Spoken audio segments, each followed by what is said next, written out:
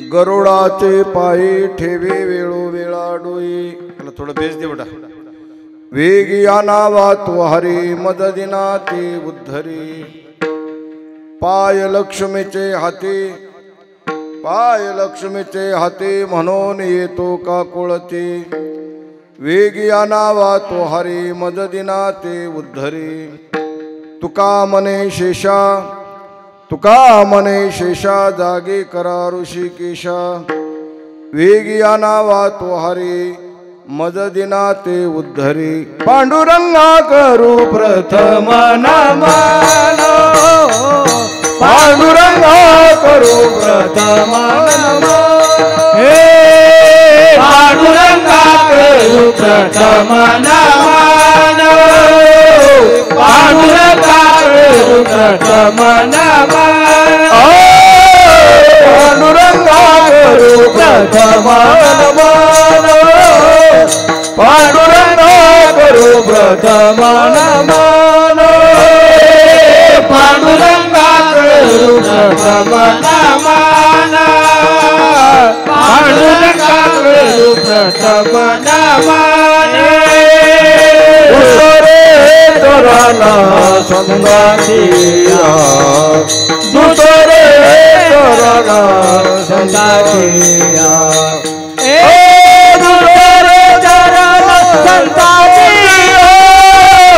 ज्यांच्या कृपाने कृपेचा विस्तारू. ज्यांच्या कृपाने कृपेचा विस्तारू. दुसरे चरण संताचिया. दुसरे चरण संताचिया.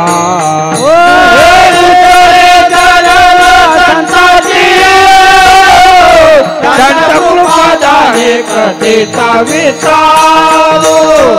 त्यांच्या कृपादाने कथेचा विस्तारू.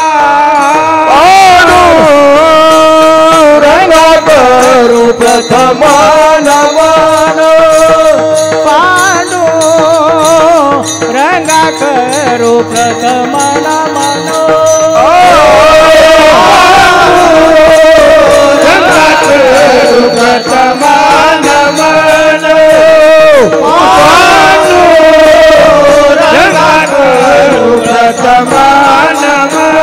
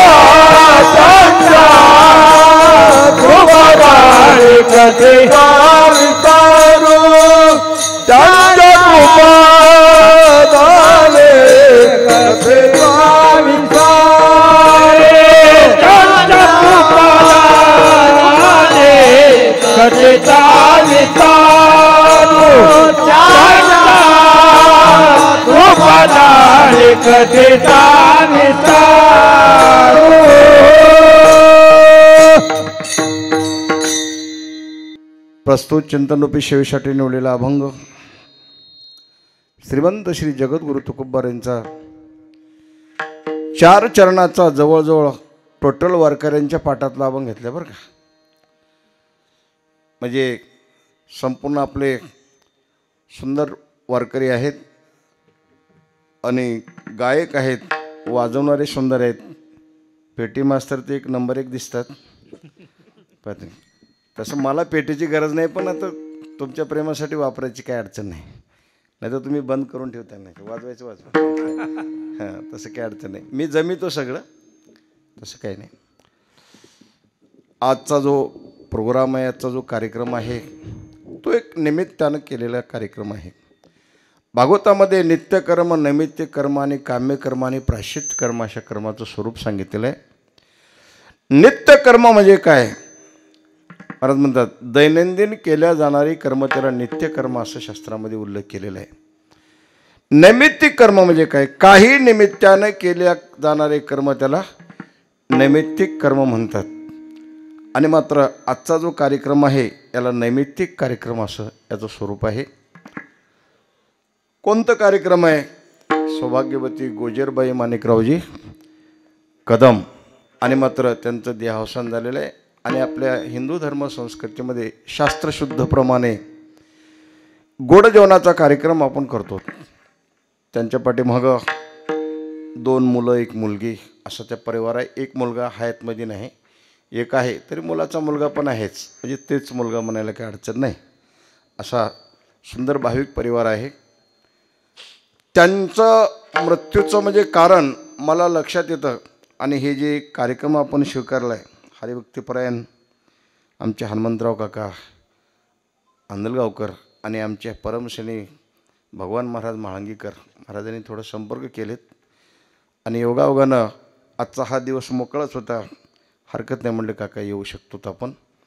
आणि अशा सगळ्या गुणवान लोकांच्या संख्येमध्ये कीर्तन करायला काका काही जड जात नाही. कधी कधी काय असते 50-50 100-100 टाळकरी असतात. एकाला सूर राहत नाही, एकाला ताल राहत नाही, एकाचा ताळमेळ एकाला लागत नाही. आणि आपल्याला भजनी अंग असल्यामुळं म्हणणारे लोक भेटले की खूप गोड वाटते बरं का. म्हणून तुम्ही दोघंही गायक इतके सुंदर गायलात तुम्ही. मला वाटलं आता आपलं कीर्तन करून हेच ऐकावं असं वाटलं. चांगलं आहे, गायन खूप सुंदर आहे. नोटेशनमध्ये गाणं, पद्धतशीर गाणं आणि मात्र अगदी सुंदर सुसुटीत गाणं. गाणारे भरपूर आहेत. राग आळवितो नाना गातो काय ते कळेना असं बी कुठं कुठं होते बरं का. म्हणून तसा गायन केल्याच्या नंतर कंठाळा येतो. म्हणून हा जो कार्यक्रम तुम्ही सुंदर वारकरी बोलवलात, वाजवणारे सुंदर बोलवलात आणि चांगल्या पद्धतीने कार्यक्रम राबवलात. आणि ज्यांचं जे मृत्यू आहे ते अगदी एकदम सुंदर आहे बरं का.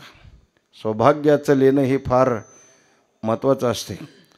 त्यांचे मोता पण किती सुंदर होते बघा ना. सौभाग्यानं जर देहावसान गेलं की मात्र हळदी कुंकाची सडे टाकतात आणि मात्र आनंदानं त्यांची म्हणजे अंत्ययात्रा निघते. त्या अंत्ययात्रेकडे लोक नजर लागेल असं अंत्ययात्रा असे पाहावं असं वाटतं. ही त्यांची पुण्य आहे. पुण्याईशिवाय काही गोष्टी कशा आहेत की साधू मरणामध्ये कळतो. साधूचं आयुष्य बी कसं असते, साधूला मरण कसं यावं. बोलत चालत भागवत वाचत ज्ञानेश्वरी वाचत कीर्तन करत चाल म्हणत पंढरपूरची वारी करीत करीत यावर्षी काका आमच्या फडातला विनेकरी वारला. चालत चालतच विना गळ्यामध्ये आहे. तुमच्या जिल्ह्यातलाच तो वारकरी गोंधरी म्हणून गाव आहे. बांधसका मंदाडे म्हणून धनुपादाच्या 20 नंबर दिंडीमध्ये तो मुख्य विनेकरी. हयात गेलं जीवन पूर्ण सेवा करण्यामध्ये. त्यांनी फक्त तेवढ्यामध्ये थोडं BP हाय झाली आणि म्हणून त्यांना फलटणमध्ये नेण्यात आलं दवाखान्यामध्ये बरड मुक्कामी आल्याच्या नंतर. आणि मात्र 15-20 मिनटं हॉस्पिटलमध्ये गेले नाही तर देहावसान झालं. त्याला म्हणतात साधू मरण. लक्षात ठेवा. आणि वीरमरण कोणाला यावं महाराज म्हणतात ह्याच्यामध्ये मोक्ष आहे. वीरमरण कोणाला येतं? मृत्यू तरी तुम्हाला आम्हाला सगळ्यालाच आहे. मृत्यू कधी कोणाला सोडलेला नाही. मरण हे अटळ आहे. ज्या दिवशी आपण जन्माला आलो त्या दिवशी आपली मरणाची तारीख ठरलेलीच आहे. फक्त आपल्याला ते माहीत राहत नाही. लक्षात ठेवा. पण मात्र वीरमरण क्षत्रिय रणामध्ये मेला तर त्याला मोक्ष असते. आणि मात्र साधू मुखानं नामस्मरण करीत देह ठेवलं तर त्यांना मोक्ष असतं. ज्यावेळेस टोटल कौरव मिळून अभिमन्यू चक्रव्यूहामध्ये सापडला असताना अभिमन्यूला मारले आणि भगवान कृष्ण परमात्मा आणि अर्जुन युद्ध करत करत करत थोडंसं लांब गेले होते. हे देवाला सगळं माहिती होतं. आता मी त्याचा उलगडा करत नाही. पण अभिमन्यूला सर्व टोटल कौरवानं म्हणून मारले. तो रक्ताच्या थाळव्यामध्ये पडला.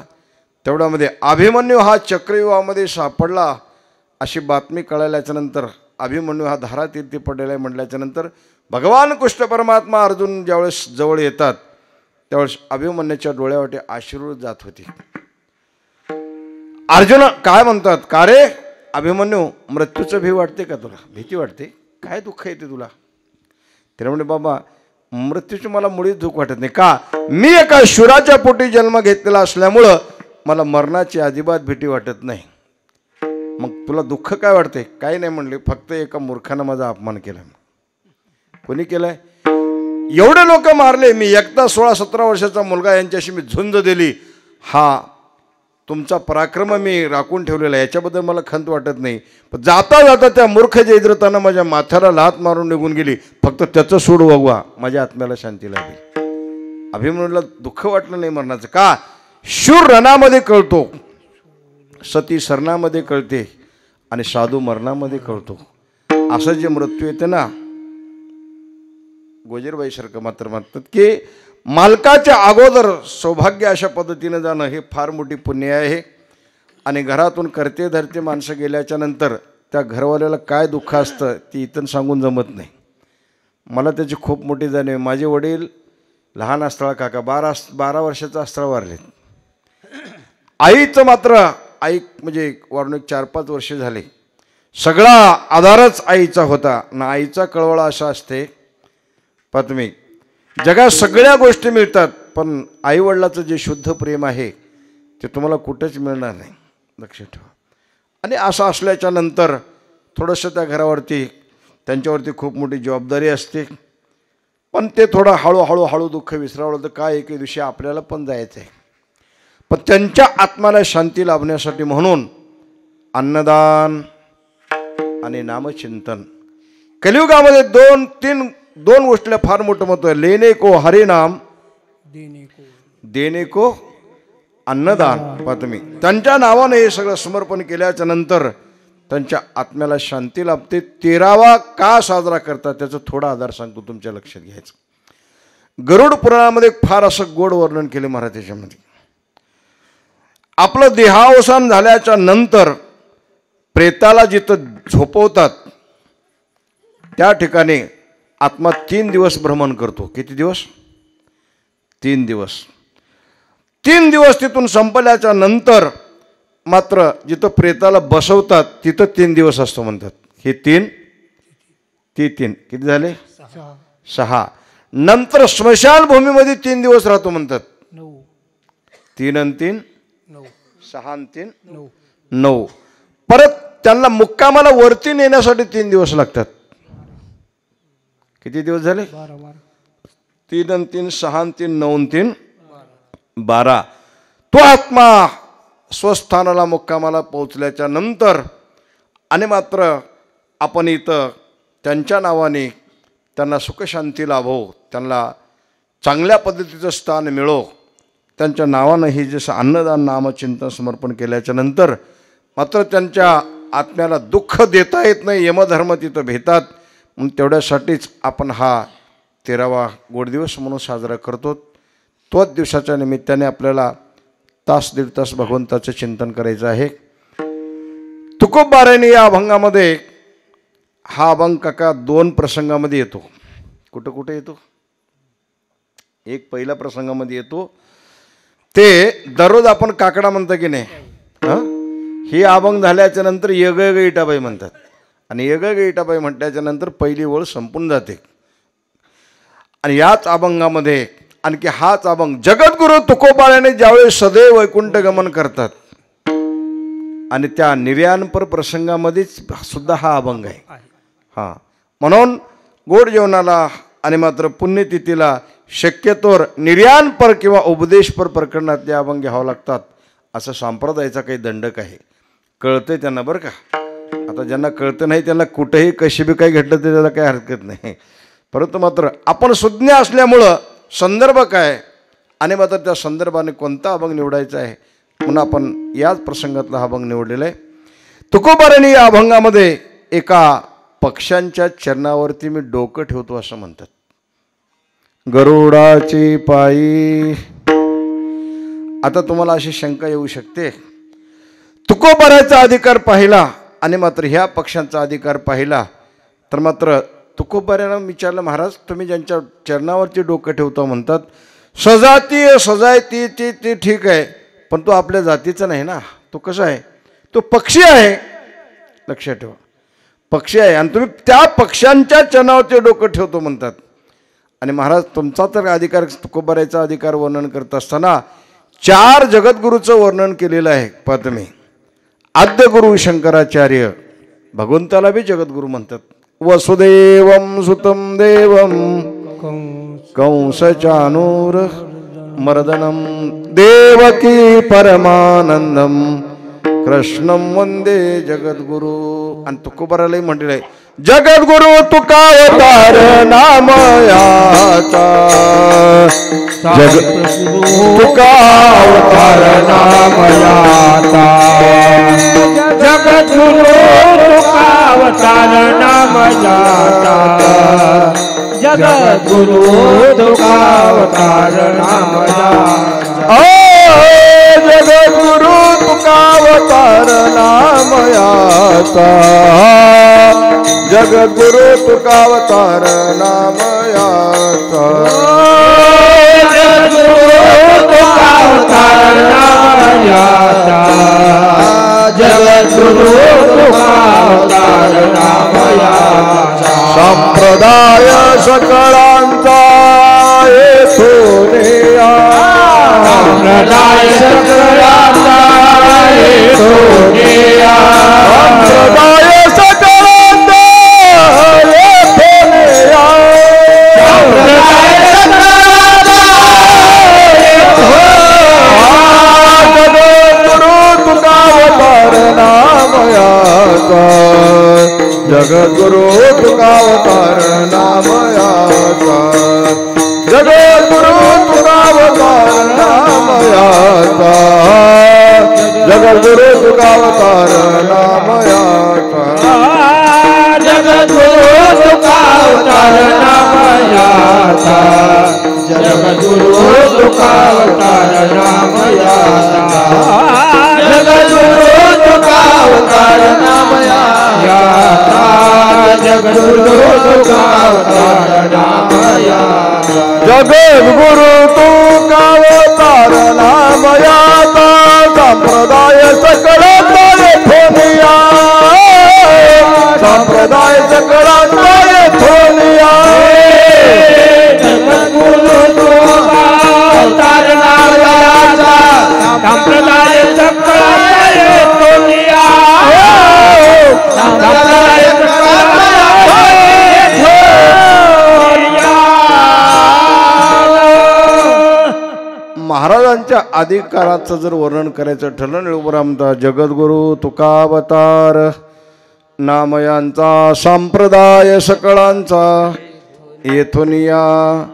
आणि पक्ष्यांच्या चरणावरती डोकं ठेवतो म्हणतात त्यार्थी डोकं कोणाच्या चरणावरती ठेवावं याच्याबद्दलचं चिंतन करत असताना महाराज म्हणतात 4 लोकांच्या चरणावरती डोकं ठेवू नये.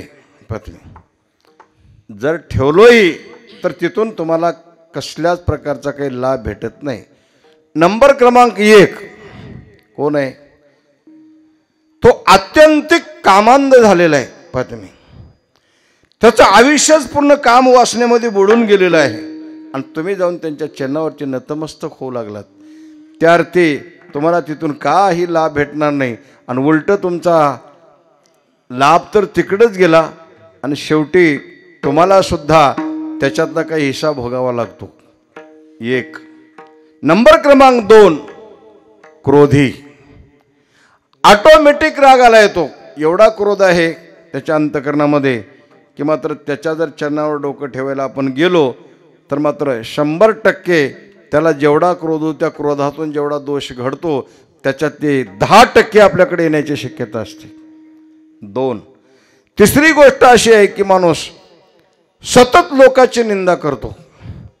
हे पाया त्यांच्या आपण पडतात ठीक आहे पण मात्र त्या योग्यतेचे हे लोक नसतात. तुकोबारे म्हणतात की निंदा मत करना किसकी. कबीर महाराज म्हणतात सच्ची बात कबीर जी की. सच्ची बात कबीर जी की. हे त्यांच्या चरणावर डोकं त्यांच्या पाया पडण्याच्या ते लायक नसतात. आणि मात्र 4था मुद्दा असा आहे की अविश्वासू. महाराज म्हणतात अविश्वासू म्हणजे त्यांचा देवावर विश्वास नाही, गुरुवर विश्वास नाही, आईवडिलांवरती विश्वास नाही, स्वतःचा विश्वास स्वतःवरही नाही. हा माणूस मात्र त्या योग्यतेचा नसतो. या 4 लोकांच्या चरणावरती जर तुम्ही नतमस्तक झालो, शेवटी तर तुमचाच अपमान घडतो, काही तुम्हाला लाभ भेटू शकत नाही. झालं आता मला सांगा महाराज, मग तुम्ही 4ही लोकांचं दर्शन घ्यायचं नाही किंवा त्यांच्या चरणावरती नतमस्तक नाही, त्यांना विनवणी करायची नाही असं म्हणता. तुकोबारा तर म्हणतो बाजू व्यक्ती तर बाजूला असू द्या, एका पक्षांना विनंती करतात, एका पक्षाच्या चरणावरती नतमस्तक होतो म्हणतात.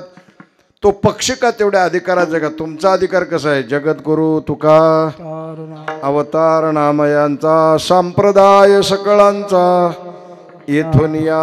आता जे 4ही गुण सांगितले, ते 4 गुण ज्यांच्याकडे नसले तर तुम्ही वाकून लोटांगण घातलो तरी बी काही अडचण नाही. पाहते ज्या व्यक्तीला काम नाही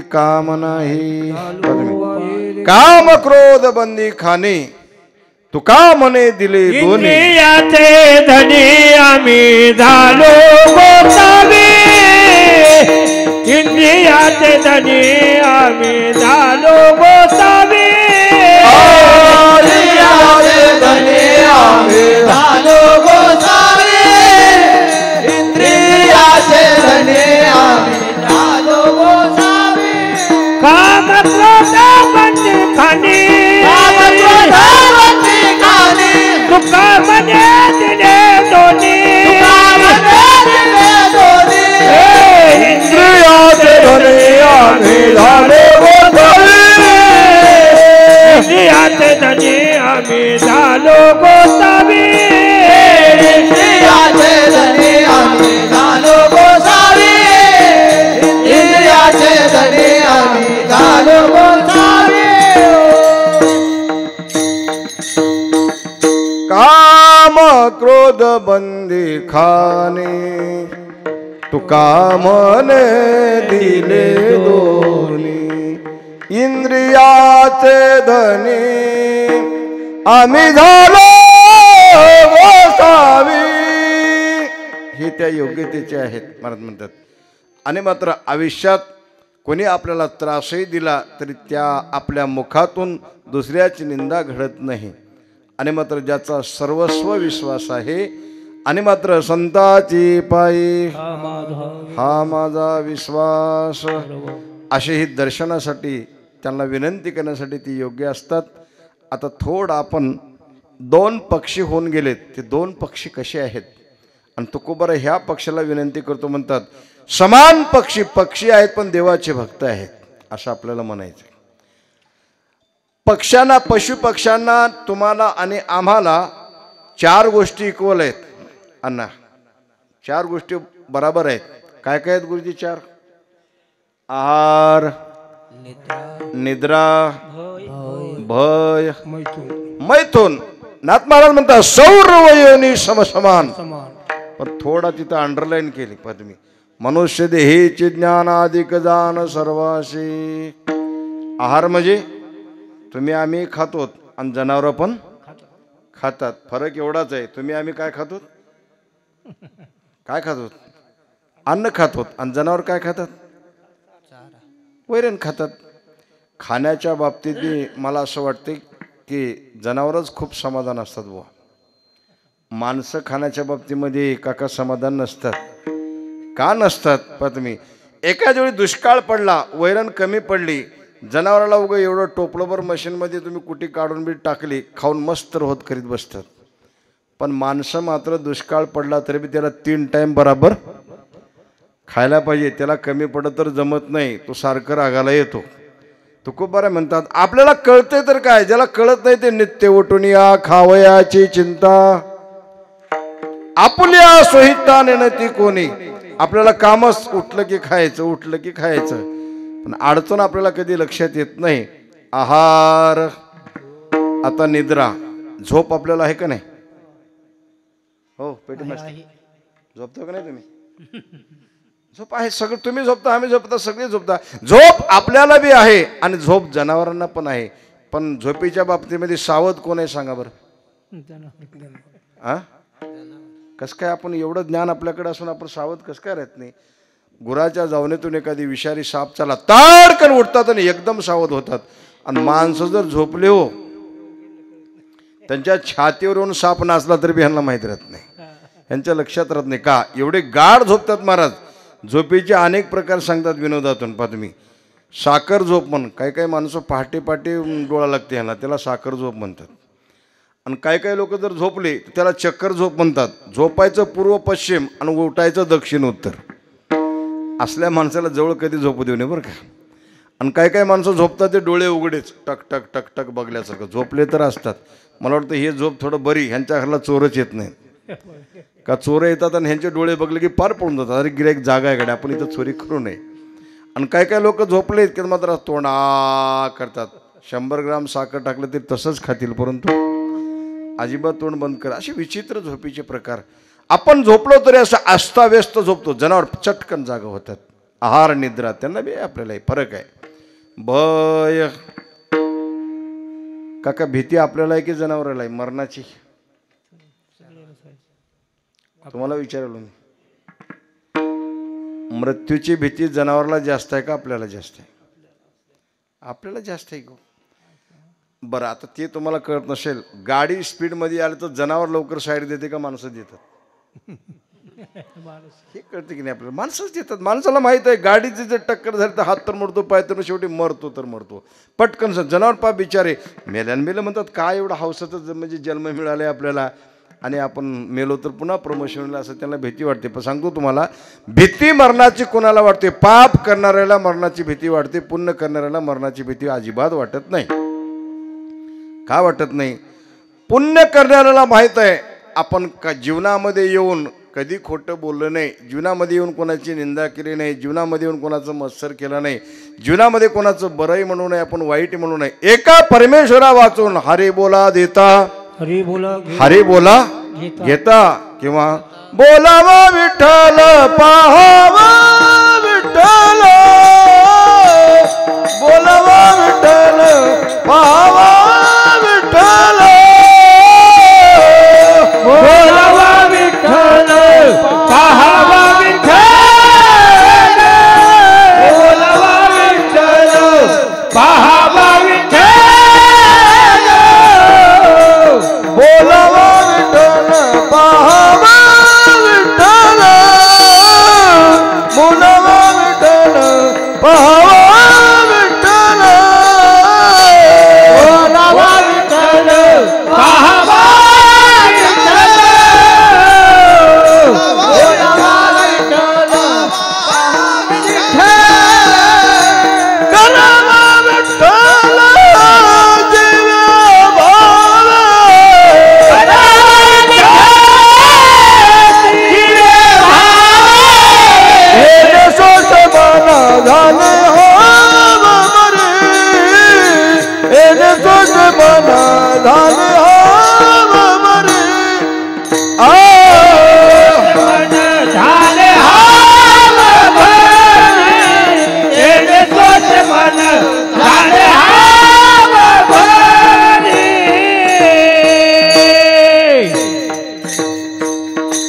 जीवनामध्ये वाईट कधीच आपल्याकडे विकार आलेला नाही.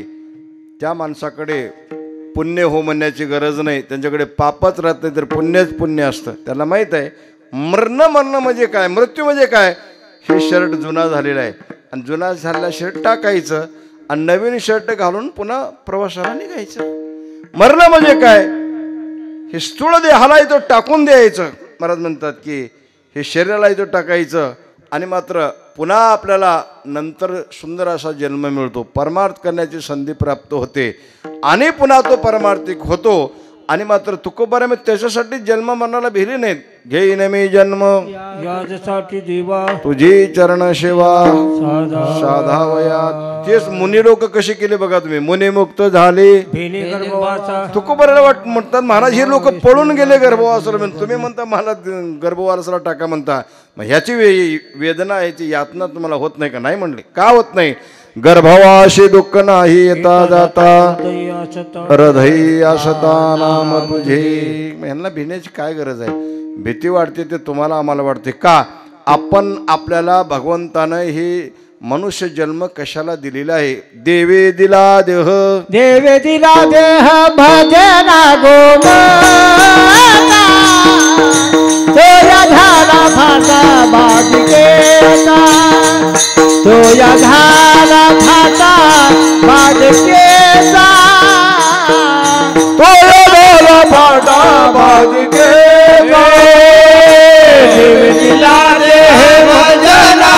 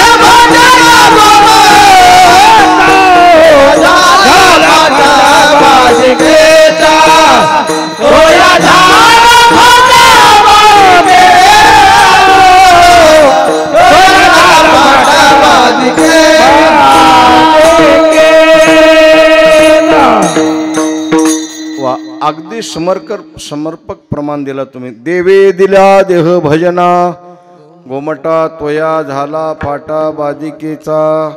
महाराज म्हणतात आपण मात्र 100% आपल्याला माहित आहे आपण जीवनामध्ये येऊन एकही काम नीट केलेले नसल्यामुळं आपल्याला भरवसाच नाही. का भरवसा नाही? पुन्हा इकडं नंबर लागतो का नाही असं आपल्याला शंका वाटते. आता मागुता येईल फेरा, आता मागुता येईल फेरा, आहे तो नगरा हे तो मने तुकया बंधुरा वदरा, मने तुकया बंधुरा ओळखी नाही तरी झाला गोरागा, ओळखी नाही तरी झाला गोरागा. हरे राम कृष्ण हरे राम कृष्ण हरे राम कृष्ण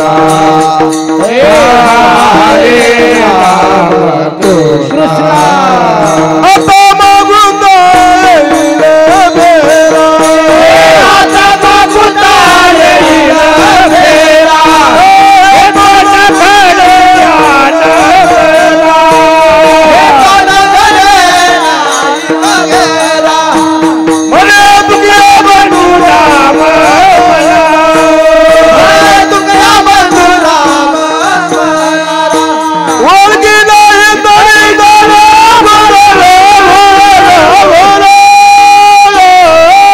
हरे राम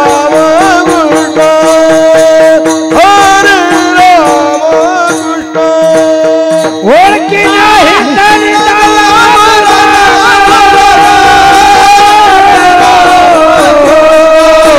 हरे राम कृष्ण हे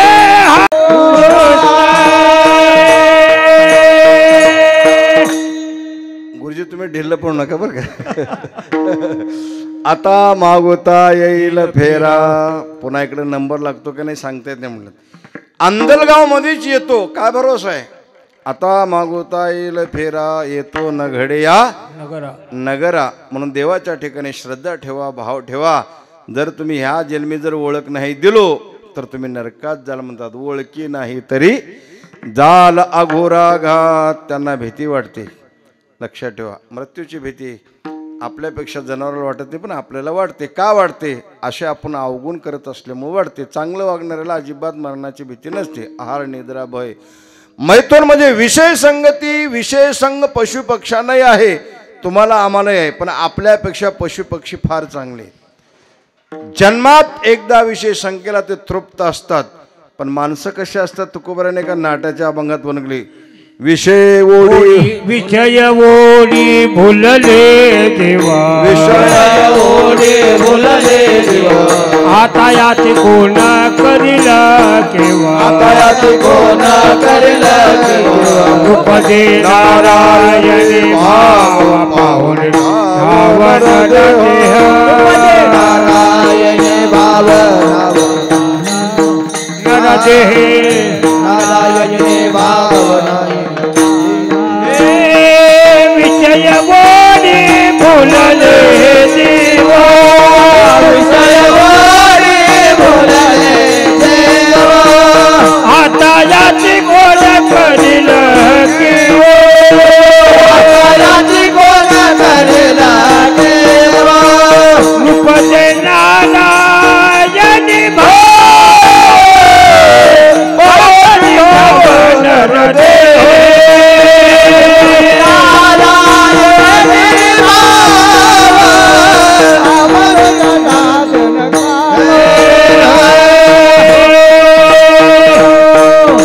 आयुष्य जातं पण तिथून बाजूला निघत नाही.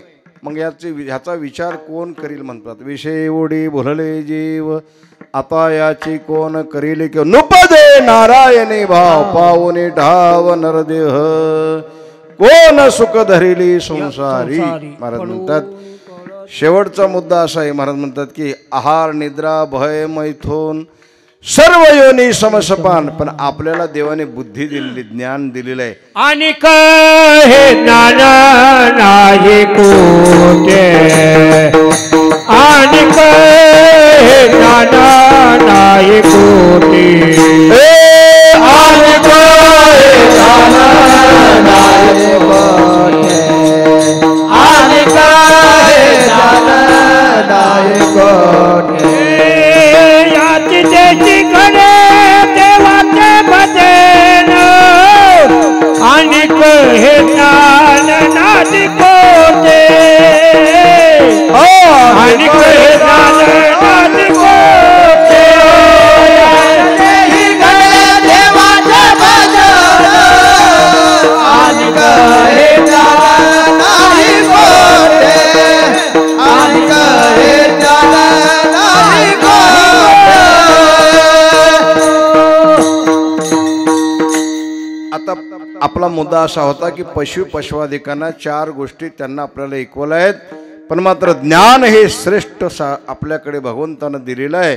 त्याचा योग्य उपयोग करा असं म्हणतात. आता थोडं आपले आणि त्या पक्ष्यांची आपण तुलना करत आहोत. थोडं आपण त्याचं चिंतन करू. जटायू नावाचा एक पक्षी होऊन गेला. रामायण तुम्ही ऐकता. जटायूचं वर्णन रामायणामध्ये आलेलं आहे. भगवान पंचवटीच्या ठिकाणी वास्तव्याला राहिला असताना रामाची सेवा घडाव. देवाची सेवा काका 3 पद्धतीने होते. कायिक वाचिक आणि मानसिक. कायिक म्हणजे शरीराने सेवा करायची. वाचिक म्हणजे वाचन देवाचं चिंतन करायचं. आणि मानसिक म्हणजे सतत देवाची मूर्ती अंतकरणामध्ये धारण करायची. अशा पद्धतीची सेवा घडते. आणि तो जटायू मात्र त्या पंचवटीच्या ठिकाणी रामाला काही त्रास होणे राक्षसांचा म्हणून प्रदक्षिणा टाकत राहायचा. शारीरिक सेवा करायचा. वाचिक सेवा मुखानं देवाचं नामस्मरण करायचं. मानसिक म्हणजे रामाची मूर्ती सतत हृदयामध्ये धारण करायचा. असा अधिकारी हा पक्षी होता. आणि मात्र योगावर काय झालं. तो पक्षी एके दिवशी लांब चरायला गेला. आणि मात्र तेवढ्यामध्ये भिक्षुकाच्या रूपानं भिक्षांदे माते रावण भिक्षुकाच्या रूपामध्ये आलेला आहे. आणि मात्र तरी लक्ष्मणानं तिकडं ते मारीच नावाच्या मामाला त्यानं पाठवलं होतं. राम इथून जाणार नाहीत, तू एक गंमत कर म्हणजे. काय सोन्याचा हरण होऊन पळायचं. आता माईकच असल्यामुळं ते सोन्याचं हरण होऊन पळाय. सीतेला वाटलं काय सुंदर मखमली हरण आहे, सोन्याचं हरण आहे. ना भूषवतो ना भूतो ना भविष्यती. मागे कधी बघलं नाही, पुढे बघायला मिळणार नाही. तर सीतेला बी काय वाटलं की रामा प्रभू आयुष्यात स्त्रियानं पुरुषाला कधी काम सांगू नये. सीतेने एकदाच काम सांगितली होती. तर काय झालं होतं ह्याचा इतिहास तुम्ही लक्षामध्ये घ्या. काय सांगलो. काय नाही एवढा हरणाला मारायचं आणि हरणाची चोळी शिवाप्रभू अशी अपेक्षा आहे. रामाला असं वाटलं काय सीतेची बुद्धी आहे. सीतेला काही कळावं की नाही. काय कळावं. अरे बाबा सोनं मोठा आहे का देव मोठा आहे. देव मोठा आहे. मी जिचा मालक आहे. मी चालविल्या सूर्य चाले, मी हलविल्या प्राणू हले. जे जगाचे चाळिता वृक्षाचे हे पान हले ज्याची सत्ता. असा ज्याचा अधिकार आहे ती मी तिचा मालक आहे. तरी पण ती माझ्यावर विश्वास न ठेवता सोन्याचं हरण मारून आणायला सांगते. आता नुसतं सोन्याचं हार नाही, हिला सोन्याच्याच लंकेत जाऊ दे म्हणले. मग इकडं ते मारेच मामा लांब गेलं आणि मोठ्यानं ओरडायला लागलं, सीते भाव लक्ष्मणा धाव, असा आवाज काढला. होबे होब रामाचा. माईक लोक होते ते. बरं सीतेला आपल्या मालकाचा आवाज कळाव का नाही. तिने लक्ष्मणाला काय म्हणले, लक्ष्मणजी थोडं रामावर संकट आलेलं आहे, धावून जा. ओरडतात ते. लक्ष्मणाला वाटलं आईसाहेब थोडं माझी विनंती ऐका, माझ्या बंधूचा हे आवाज नाही, भावाला ओळखावं आणि पत्नीला ओळखू नये का. आता तुम्ही कीर्तन संपल्याच्या नंतर घरी गेलात, दार लावलेलं आहे आणि दाराला तुम्ही हाक मारलात आणि तुम्ही आवाज बी देऊ लागला तर मधून म्हणतात तुम्ही कोण आहात म्हणून. आता आपला आवाज जर आपल्या मालकीनला कळत नसेल तर मग आता दुसऱ्याला कोणाला कळू शकते सांगा. हे रामाची हाक नाही, कोणीतरी मायवी राक्षस लक्ष्मण म्हणतो. एकच उलट बोलली महाराज लक्ष्मणाला, साधूला कधी उलट बोलायचं नाही. काय बोलले तिकडं, रामाने राक्षस रामाला खाऊन टाकावं आणि रामाची सीता आपण वरावी, असं पाप तुझ्या पोटात तुमच्या पोटात आल्यामुळे तुम्ही इथून जात नाही. असं लक्ष्मण अशापैकी होतं का मला सांगा बरं. तुझे पोटी माझा अभिलाष, पापी निष्कंटक तू एक, असं एक कठोर शब्द बोललं महाराज. आणि कठोर शब्द बोलल्यामुळं लक्ष्मणाचा नाविलाज झाला. आईसाहेब आता काय करावं, तुम्ही बोलू नाही पण बोललात म्हणून असे लक्ष्मण रेषा मारली की मला ह्याच्या पलीकडे तरी जाऊ नका. रावण यायला आला, भिक्षा मागायला लागला, आतमध्ये जाण्याचा प्रयत्न केला, तेवढा भक्मन असा अग्नीवर येत होता. आणि खाली पाहिले की 7 पातळाच्या खाली खोल दिसत होती, वरे पाहिलं की स्वर्गा इतकं उंच दिसायचं, पलीकडे जावं तर जाता येत नव्हतं. त्यावेळेस सीतेला अलीकडं बोलवलं. सीता भावनेच्या भारामध्ये आतिथ्याचं स्वागत म्हणून करायला गेली. तेवढ्यामध्ये रावणानं आईसाहेबाला पळवलं आणि जटायू तेवढ्यामध्ये आला. त्याच्या लक्षात आलं की पंचवटी सोनं सोनं दिसते, काय करावं म्हणून धावपाळ पाटला करू लागला. त्यावेळेस त्या जटायूचं म्हणजे रावणाचं घनघोर युद्ध झालं. जटायूने एवढं जर्जर करून टाकलं रावणाला. का त्याला वाटलं का रे तो पक्षीच पक्षी, पण लंकेचा राजा रावण आहे मी, 14 चौकड्या लंकानाथ असं म्हणलं आयुष्याची गणना करत असताना. एवढा मी बलवान आहे, एवढी ताकद तुझ्याकडे कुठून आली सांग. त्यावेळेस मात्र त्यानं म्हणायला लागला आम्ही काही साध्याचे लेकरं नाही, बळीयाचे अंकित, बळीयाचे अंकित, बळीयाचे अंकित, बळीयाचे अंकित,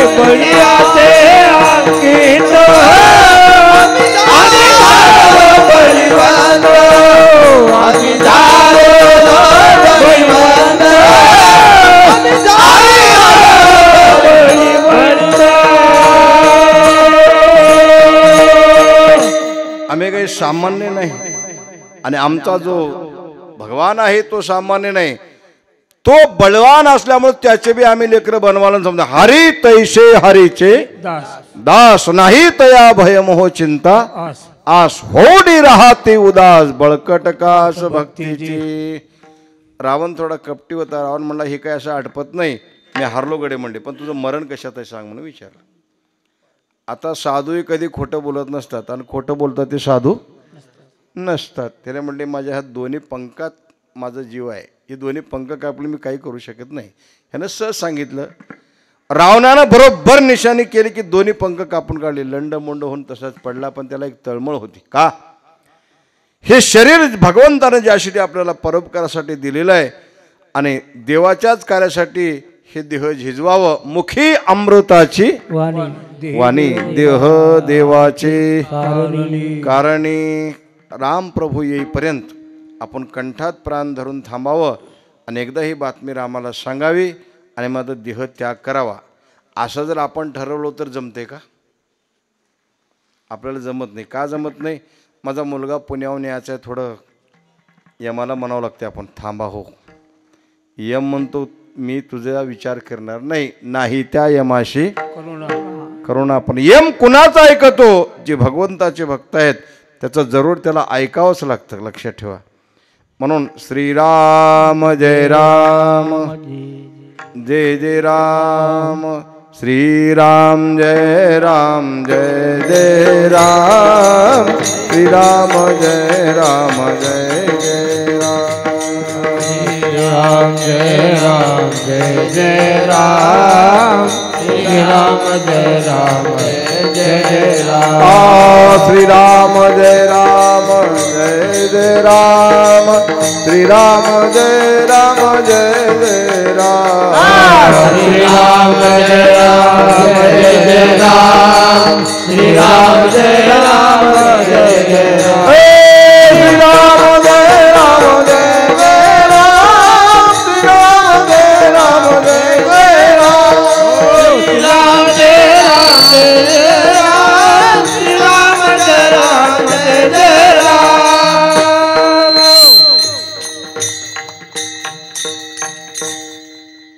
ज्यावेळेस त्या मारीच्याला मारून राम लक्ष्मणजी येतात तर सीता आई साहेब पंचवटीमध्ये दिसत नाहीत आणि त्यावेळेस सीतेचा शोध घेत जातात. त्यावेळेस मात्र पुढं थोडा परिसरामध्ये गेल्या तर खूप मोठं रणांगण आहे, घोडे मारलेले आहेत, रथ मोडलेला आहे, रक्तबंबाळ झालेला आहे, युद्ध झालेलं आहे. एक पर्वतप्राय पक्षी श्रीराम जय राम जय जय राम असं स्मरण करू लागलाय. प्रभू रामचंद्रजी तिथे येतात, पाहतात तर काय आपलाच भक्त महात्मा आहे. त्याला विचारलं का रे जटायू, प्रभू आलात का? मी एवढ्यासाठीच कंठात प्राण धारण केलं आहे म्हणली. त्या रावणानं आईसाहेबाला नेत असताना मी त्याला विरोध केला, दोघांचं युद्ध झालं. माझ्याकडून त्यानं शब्द वधून घेतो तुझा मृत्यू कसा, तर मी खरं आहे ते सांगितलं. त्याने माझे दोन्ही पंख छाटून टाकले. माझा नाविलाज झाला प्रभू, एवढी बातमी तरी किमान तुम्हाला सांगावी म्हणून मी कंठात प्राण धरून थांबलेला आहे, आता मला आज्ञा द्यावी असं म्हटलं. प्रभू रामचंद्र म्हणतात का रे जटायू, जे लोक माझ्यासाठी देह झिजवतात असे लोक आणखी जगामध्ये शिल्लक राहावं असं माझी अपेक्षा असते. भगवान म्हणतात मला असं वाटते तू जगणार का, आणखी इच्छा आहे का जगायची तुला? समजा आता जटायूचं बाजूला ठेवा, आपण बाजामध्ये पडलो, आपण शरीराने जर्जर झालो आणि आपल्याला देव प्रसन्न झाले, होत नाहीत म्हणा पण झाले म्हणून कल्पना करा. प्रसन्न झाले आणि आपल्याला म्हटले आता तुम्हाला आणखी तरुण करू का म्हणून, काय म्हणता आपण? काय करा म्हणता नाही, अनेक बार लग्न करा म्हणताल तुम्ही, तरुण करा, आम्हाला आणि संसार करायची इच्छा असं वाटेल तुम्हाला. पण गंमत अशी आहे, जटायूचे वाक्य कसे आहेत बघा. तुम्हाला मी तुकोबारायबरोबर तुलना करत असताना तुकोबाराय ज्याच्या डोक्यावर चरणावर डोकं ठेवतो म्हणतात, अशा पक्षांचा अधिकार कसा आहे ते थोडं आपलं चिंतन करायचं असल्यामुळे सांगू लागलो मी तुम्हाला. जटायूला विचारलं, जटायू म्हणतो देवा असं मरण जगात कुणालाच येत नाही, ज्याची खरी पूर्वपुण्याय आहे त्यालाच असा शेवट तो भडा माझा बहु घोड झाला आलो निजाच्या माहेरा भेटे रखुमाईच्या वरा. का? जो प्राण ठेवत असताना, देह ठेवत असताना मुखानं राम म्हटलं की मात्र त्याचा उद्धार होतो असं तुमच्याच अभंगात आम्ही वाटलेलं आहे, तुकोबाराच्या अभंगावर तुम्ही म्हटलेलं आहे. आणि मात्र ज्याच्या नजरेला यमधर्म दिसत नाही, प्रत्यक्ष पांडुरंग परमात्मा दिसतो आणि मात्र असा योग पुन्हा पुन्हा येत नाही. मला हे दोन्ही बी साधले म्हणले. कसं?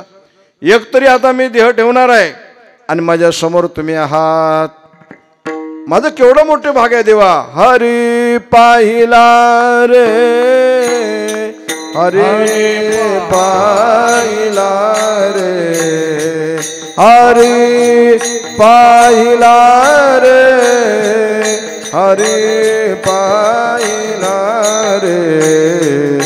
आजी सोनियाचा दिनो वर्षे अमृताचा घनो, आजी सोनियाचा दिनो, आजी सोनियाचा दिनो वर्षे अमृताचा घनो, आजी सोनियाचा दिनो. हरी पाहिला रे, हरी पाहिला रे, हरी पाहिला रे, हरी पाहिला रे.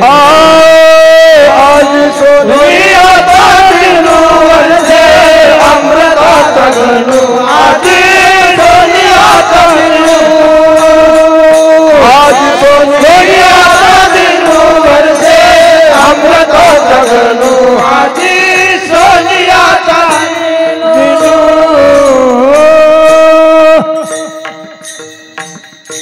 आज माझ्या आयुष्यामध्ये सोन्याचा दिवस उगवला प्रभू. आणि एक तर मी तुम्हाला पाहत आहे, माझं भाग्य आहे.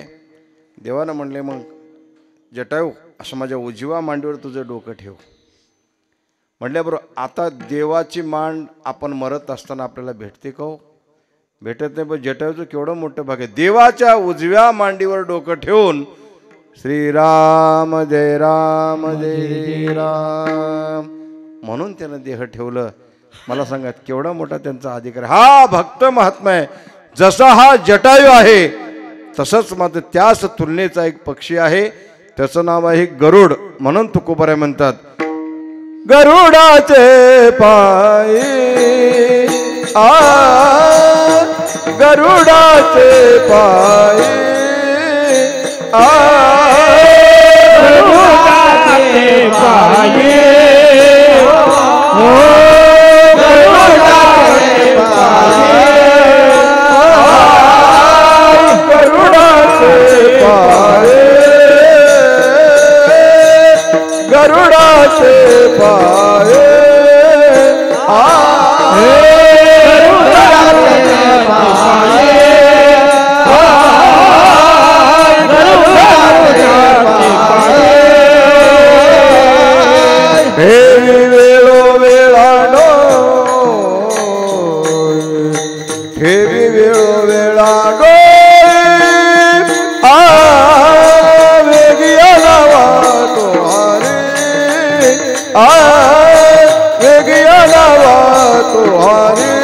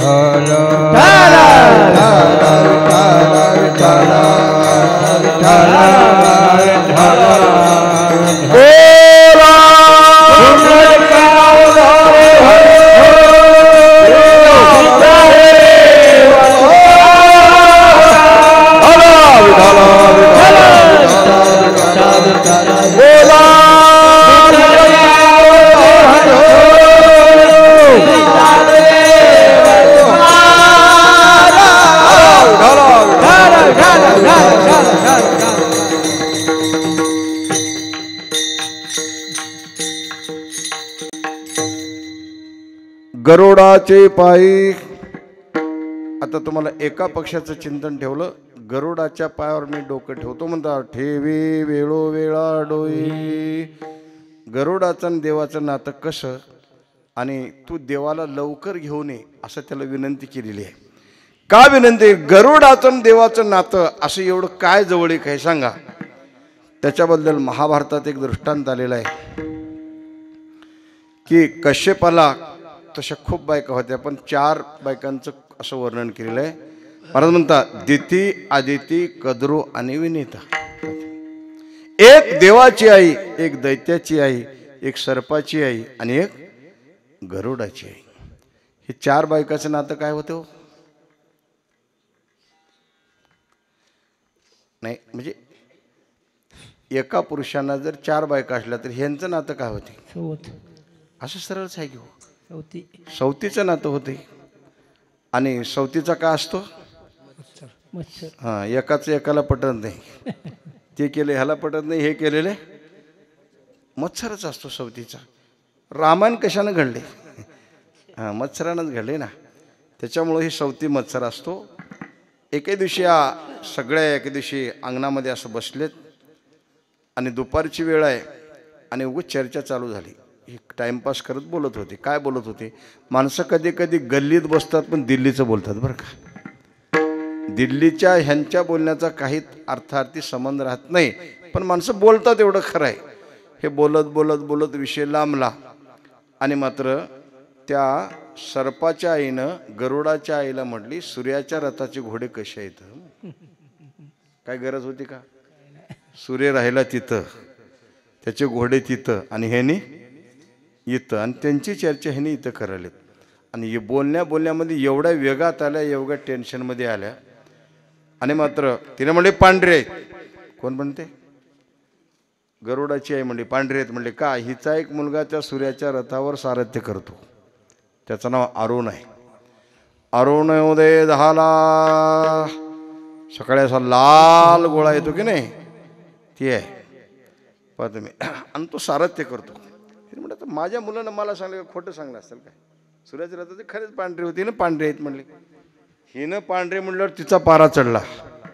हिनं म्हणले पांढरे नसले तर म्हणजे निळे आहेत. हा, निळे कसे राहतात? पांढरे. हिनं म्हणले निळे, हिनं म्हणले पांढरे. बोलण्यामध्ये असं एकदम टेन्शनमध्ये आले. नाही शर्यत म्हणले. काय शर्यत आहे? तू म्हणल्याप्रमाणे जर निळे निघाले, गरुडाच्या आईने म्हणली, मी तुझ्या घरी 1000 वर्ष दासी होऊन काम करते म्हणले. आणि हिने म्हणले मी म्हणल्याप्रमाणे जर पांढरे नसले तर मात्र मी तुझ्या घरी 1000 वर्ष दासी होऊन पाणी भरते म्हणले. शर्यत रात्री म्हणजे दुपारी लागली, रात्र घालून सकाळी सूर्याचे घोडे बघायला जायचं होतं. पण सर्पाची आई कपटी आहे. हां, तिने काय म्हणले, आता काहीतरी कारस्थान केल्याशिवाय आपला विजय होत नाही. तिला बी माहिती आहे सूर्याच्या रथाचे घोडे पांढरे आहेत म्हणून. माणसाला माहीत असून माणसं मुद्दाम विरोध करतात बरं का. का हो, एवढा चांगला माणूस असून कस काय विरोध केलो? मला का माहित नव्हतं का त्यानं चांगला? मुद्दाम त्याला पाडावं म्हणून विरोध केलो म्हणतात माणसं, आहे का नाही? चांगला आहे ते माहिती आहे, पण मुद्दा विरोध का करतात? कळून जाणून बुजूनच करतात ना. मला बी माहिती आहे पांढरे म्हणून, सवतीचा मत्सर म्हणून तिचं म्हणणं मला खोटं करायचं काय बी करून, म्हणून मी निळे आहेत म्हणले. सगळ्या पोराला बोलवली. पोरांनो, माझं एक म्हणणं आहे का? काय आई? काय नाही, रात्रभर जाऊन रातोरात जाऊन त्या सूर्याच्या रथाच्या घोड्याला दंश करा, चावा, आणि तुमचा विष बादल्यामुळं ते पांढऱ्याचे निळे होतील. पोरं ऐकाव का नाही? कोण सांगलेलं आहे? आई सांगली. आणि मुलांना ऐकाव का नाही? मातृदेव भव, पितृदेव भव, अतिथी देव भव आणि आचार्य देव भव, असं म्हणजे हे सगळे 4 लोक देवाप्रमाणे आहेत असं शास्त्र सांगते. ऐकाव का नाही? मुलं हुशार होती महाराज. कुळी कन्या पुत्र. त्याने म्हणले आईनं सांगलेलं ऐकावं, बापानं सांगलेलं ऐकावं, पण धर्माच्या परमार्थाच्या विरोधात बोलत असं तर जेने घडे नारायण अंतराय, होत का बाप माय वर्जावी ती. कोण कोण वर्ज केली? प्रल्हादे जनक, बिभीषणे बंधू, राज्य माता निंदू भरती केली. प्रल्हादानं देवाचं नाव घेऊ नको म्हणून विरोध केलं होतं. त्यानं म्हणले मेल्यानं हरकत नाही पण मी घेणारच. हां घेतलंच. प्रल्हादे जनक बिभीषणे बंधू माझा ऐकला तर ठीक नाही तर मी राहणार नाही. तरी रावणाचा अपमान केला, त्याला झाडून लात मारली. राव म्हणजे बिभीषण गेला निघून. ऐकायचं नाही भावाचं. म्हणजे बिभीषणे बंधू राज्य माता निंदू भरते केली पत्नी. हे सगळे इतिहास तुमच्या समोर आहे, लक्षात ठेवा. पोरं म्हणले गड्या तुम्ही आई आहो बरोबर आहे, तुमचं आम्ही ऐकावं ठीक आहे, पण तुमचं सांगणं योग्य नसल्यामुळं आम्ही तुमचं ऐकत नाही. आई तुझं ऐकत नाही आम्ही. आईनं म्हणले नाही ऐकत तुम्हाला शाप देते, मरण तर कसं बी आहे म्हणले तुम्हाला. बघा पोरं म्हणले आता तिकडून बी आता संकटाचं आणि इकडून बी संकटच आहे. आता काय करावं, नाविलाज झाला. मुलं रातोरात जाऊन त्या सूर्याच्या रथाच्या घोड्याला दंश केले. पांढरे आहे ते निळे होऊन बसले. आणि मग तेवढ्यामध्ये रात्र झाली. सकाळी सूर्याचे रथाचे घोडे पाहायला गेले तर पांढऱ्याचे निळे दिसायला गेले. विजय कुणाचा झाला, सत्याचा का असत्याचा? कस काय कडे नाही, खरं असून खोटंच का? आता टेक्निकल केलं ना. होतं खरं पण खऱ्याचं खोटं करण्याचा प्रयत्न केला आणि ते सक्सेसही झालं. कलियुगामध्ये तसंच आहे. मला म्हणतात पाहो कलीचे महिमान म्हणतात काका. असत्याशी रिजले जन पापादिती अनुमोदन करीती हळण संतांचे. भगवान कृष्ण परमात्मा निधामाला जात असताना पांडवाला सांगून गेले, आता इथं राहिल्यावर मी गेलो इथून की कलीचा प्रभाव पडणार आहे आणि भावाभावात भांडणं, सवतीमध्ये भांडणं, मायबापात भांडणं, मुलाबापात भांडणं असा खालकुलोळ माजणार आहे. म्हणून तुम्ही सावध राहावा राहोजीपर्यंत. काही सांगून गेले वचना कृष्ण उपदेशी पंडुनंदना. येते राहता पाविजे बंधना थोर वर्तमाना कलियुगे. मग आता तुझं म्हणणं माझं म्हणणं खरं झालं की नाही? चल आता माझ्या घरी दाशी होतो म्हणल्याशी नाही 1000 वर्ष सेवा करावं लागते. तिने म्हणले ठीक आहे. नाईलाज आहे. पहिलेच लोक शब्दाला पाळत होते. घरी आले ती एवढी नरोस होऊन बसली. पण गरुड काय करायचं, सकाळी स्नान झाल्यावर आपण बाहेर पडत असताना आईचं दर्शन घेऊन बाहेर पडायचं, बापाचं दर्शन घेऊन बाहेर पडायचं.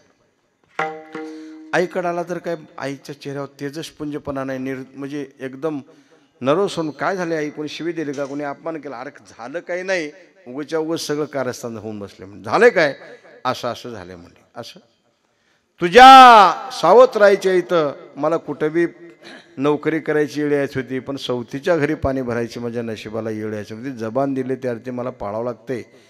आई म्हणले तू चिंता करू नको, तुला या दासत्वपणामधून मुक्त मी करतो. लगेच त्याने काय घडलं, कद्रूकडे आले सावत्राईकडं, असं वाकून पाया पडलं. आई जशी माझी आई तशी तू बी माझीच आई. शक्य काय सावत्र काय दोन्ही आई माझी एकच आहात. तुमच्या बोलण्याच्या टेन्शनमध्ये काहीतरी घडून गेले आणि माझी आई तुझ्या जबानेमध्ये अडकेलं हे तेवढंच खरं आहे. पण माझ्या आईला त्या जबानेतून मुक्त करण्यासाठी दासत्वपणामधून या स्वर्ग मृत्यू पाताळामधलं त्रिभुवनामधलं काही वैभव माग मी आणून देतो, पण माझ्या आईला त्रास देऊ नको, माझी विनंती आहे. ही सर्पाचीच आई होती पण हुशार होती. तिने काय म्हणले, माझ्या पोराला स्वर्गातलं अमृत आणून पाहिजे. म्हणजे हिचे पोरं कोणाला का चावी थिणणार आता. ज्याचे लेकरं त्याला चांगलेच वाटतात ना. मग तुझ्या आईला मी मुक्त केले, जा. आता गरुडाला अमृत आणायचं काही तेवढं अवघड नव्हतं महाराज. गरुड महाराज आपल्या आईचं दर्शन घेतला, कश्यप ऋषीचं दर्शन घेतला, भरारी मारली स्वर्गामध्ये. ओम नमो भगवते वासुदेवाय. गेला गेला तिथं. आता तिथं काही रिकामी होतं काय ती अमृताची कुंड. तिथं महाराज शस्त्रास्त्र घेऊन सगळे लोक रक्षण करण्यासाठी होते. त्यांना एका झटक्यात पंखाने इकडून इकडे इकडून तिकडे सगळ्या बाजूला सारलं. सगळेकडनं गंधर्व लोक देव लोक युद्धाला आले, त्यांना सगळ्याला हरवलं. देवाचा राजा इंद्र आला, इंद्राला हरवलं. इंद्रानं ब्रह्मदेवाची मदत मागली, ब्रह्मदेवाला हरवलं. भगवान शंकराची मदत मागली, शंकराला हरवलं. त्याने म्हणतात आता हे होईल तर कसं. आता हे म्हणले आता वैकुंठाधीश भगवान परमात्म्याची आपण स्तुती करावी, म्हणून त्यांनी भगवंताची स्तुती केली देवाकडे. देवा आमच्या स्वर्गावर खूप मोठं संकट आलेलं आहे, एक मोठा पर्वतप्राय पक्षी आहे, आमच्या लोकातून अमृत घेऊन जातो आणि मात्र आम्हाला कोणालाच आटपत नाही, थोडंसं आम्हाला मदत करा. देवाच्या लक्षात आलं हे गरुडच आहे बाबा. एवढी ताकद जगात कुणाकडे नाही. म्हणून मात्र भगवान आले त्यावेळेस गरुडाचं देवाचं युद्ध चालू झालं. भगवंतानं सगळे आयुधे त्याच्याकडे फेकले. सगळे आयुधे देवानं गट गट गट गट घेऊन घेतलं त्या गरुडानं. वाघाच्या पिल्लेल्या वाघाची भीती वाटते का? वाटत नाही. शेवटी सुदर्शन चक्र देवानं गर गर गर फिरवलं, गरुडावर मारलं, ते अनामत गिळून घेतलं त्यानं पोटामध्ये. देवानं म्हणले आता शक्तीनं तर काम चाललं पण युक्तीनं काटा काढला पाहिजे. आता काय करायचं? गरुडा मी प्रसन्न आहे तुझ्यावर, काय मागतोस ते माग. गरुड हसू लागला रणभूमीवर थांबून. काय देवा तुम्हाला काय लाज वगैरे वाटते की नाही म्हणले. अहो तुम्ही मी प्रसन्न आहो म्हणून कोण म्हणावं? ज्यानं युद्धात जिंकला त्यानं मी प्रसन्न आहे असं म्हणायचं. तुम्ही हारलाव म्हणले माझ्यासोबत, काय तुमच्यापाशी आता द्यायला? तुमचं सगळं मी जिंकलो, मी आहे देणारा, काय मागायचे मागा म्हणजे. देवाला तेवढंच म्हणून घ्यायचं होतं. पहा तुम्ही देव असा आहे महाराज, चतुरा तो शिरोमणी गुणलावण्यात खाली, चतुरा तो शिरोमणी गुणलावण्यात खाली, चतुरा तो शिरोमणी गुणलावण्यात खाली, चतुरा तो शिरोमणी गुणलावण्यात खाली.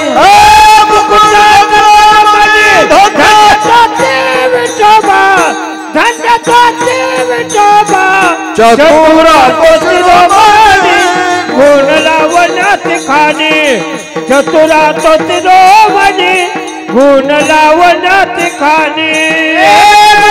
संगळावणी धन्य तुझे विठोबा, धन्य तुझे विठोबा, चतुरा तो शिरोमणी गुणलावण्यात खाली, चतुरा तो शिरोमणी गुणलावण्यात खाली, चतुरा तो शिरोमणी गुणलावण्यात खाली, मुकुट सकळावणे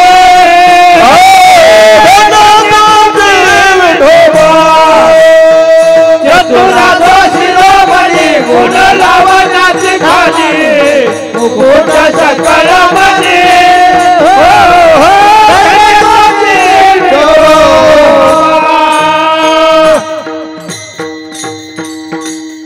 बघ गरुडा म्हणले देतोस ना? हा देतो देवा म्हणले. मग माझं बसायचं वाहन होऊन राहा म्हणले. गरुडाचा शब्द गेलं होतं, ठीक आहे मला तर कुठं भाग्य मिळायला लागले, देव माझ्यावर बसतात म्हणल्यावर. माझं शरीरच पवित्र झालं, मी उद्धरून गेलो. देवा आयुष्यभर मी तुम्हाला वाहतो, आजच हे माझी जबान घ्या. म्हणून वाहनाचं आणि मालकाचं फार जवळीक संबंध असते. लक्षात ठेवा. गरुडाचे पायी ठेवी वेळोवेळा डोई. आणि गरुडाला काय म्हणतात? वेगी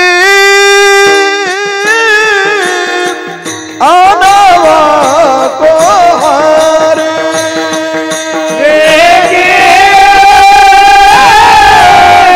आनावा को हारे, मदद ना पे उतरे, मदद ना पे उतरे, मदद ना पे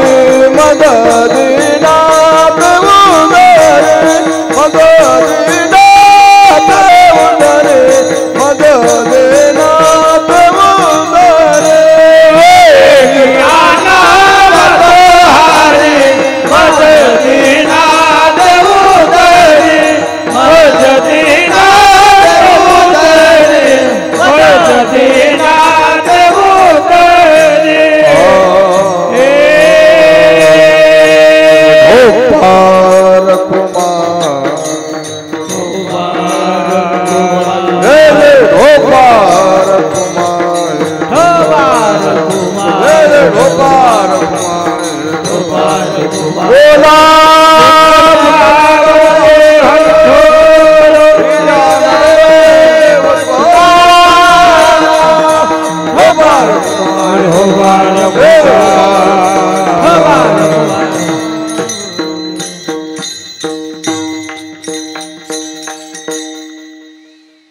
देवाने गरुडाच्या पायावरती तुकोबारा नतमस्तक होतो म्हणतात. गरुडाची पायी गरुड म्हणतो महाराज काय म्हणणं आहे तुमचं? वेगी आनावा तो हारी, देवाला लवकर घेऊन ये. का?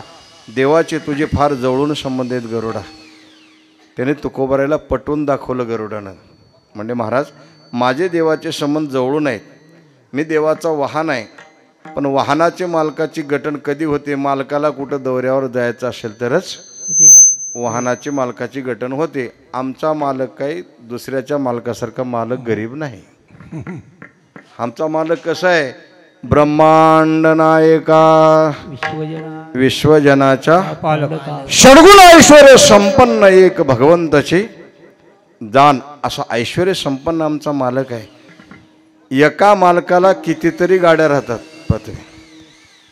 टू व्हीलर वेगळीच, फोर व्हीलर वेगळीच, फोर व्हीलरमध्ये आणखी मात्र मोठी फोर व्हीलर वेगळीच, छोटी वेगळीच. असे आपल्या भारताचे पहिले पंतप्रधान पंडित जवाहरलाल नेहरू ज्यावेळेस कॉलेजला शिकायला होते त्यावेळेस कॉलेज सुटायच्या पुढे किती गाड्या यावं सांगा त्यांना न्यायला.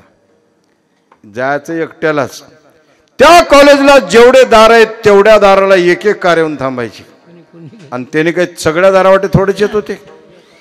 त्याने यायचं एकाच दारानं आणि त्या एकाच गाडीमध्ये बसायचं. बाकीच्या कारा सगळ्या एमटी जायच्या. मोठ्या लोकांचं असं वैभव असते, मला लक्षात ठेवा. म्हणून आता हे इथले एवढे मोठे आहेत पण त्यांना जन्म देणारा कसा असेल असा आमचा मालक आहे. बळया माझा पंढरीराव जो या देवाचाही देव. देव माझ्यावर बसून जात. कुठंतरी संकट पडलं कुठंतरी भक्तावर तर धावून येतात, माझ्याला चल म्हणतात, मी निघतो. पण मात्र कधी कधी तातडीचं काम असलं तर सुद्धा मला सोडून देव निघून जातात. म्हणजे कधी द्रौपदीचं ज्यावेळेस वस्त्रहरण होत होतं त्यावेळेस मात्र द्रौपदीनं देवाचा धावा केली. आगाये द्रौपदी बांधवा, आगाये सखया पांडवा, आगा जीवीची या जीवा, आगा माधवा मधुसूदना. असं धावा केल्याबरोबर माझा पळण्याचा वेग कमी पडला. त्याला प्रमाण आहे. त्वरा झाली गरुडा टाकी येले मागे, द्रौपदीच्या लागे नारायणी. असं होते म्हणले कधी कधी. तुमचं काम आहे, जरुरीचं आहे. तुम्हाला जायचं आहे, सदैव वैकुंठ गमनच करायचं आहे, भगवंताला तुमच्याकडे पाठवायचं आहे. पण मात्र मी आणला असतो खरं आहे, पण मात्र नक्कीच आणतो असं बी काही सांगता येत नाही. आणखी एक वस्तू देवाच्या फार जवळून आहे. तुम्ही त्यांची विनंती करा, त्यांच्या चरणावर नतमस्तक व्हा, म्हणजे त्यांनी तुम्हाला देवाची भेट लवकरात लवकर करून देतील. महाराज त्या अभंगाच्या पाय लक्ष्मीचे हाती, पाय लक्ष्मीचे हाती, ओ पाय लक्ष्मीचे हाती, हाती पाय लक्ष्मीचे हाती,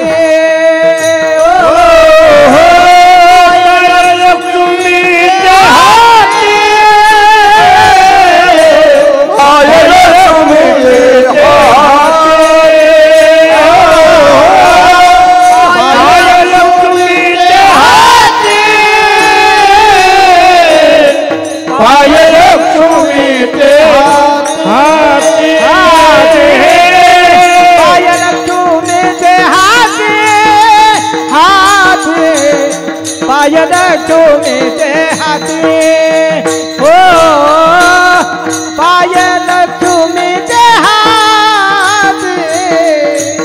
पाय लक्ष्मीचे हाती,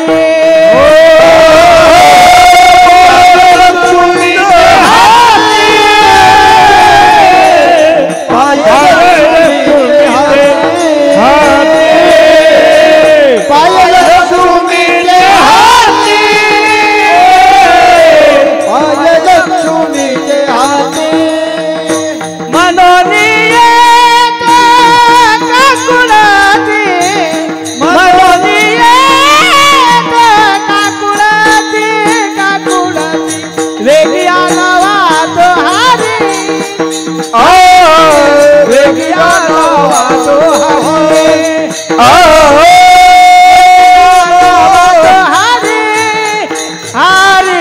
वेगी आणावा तो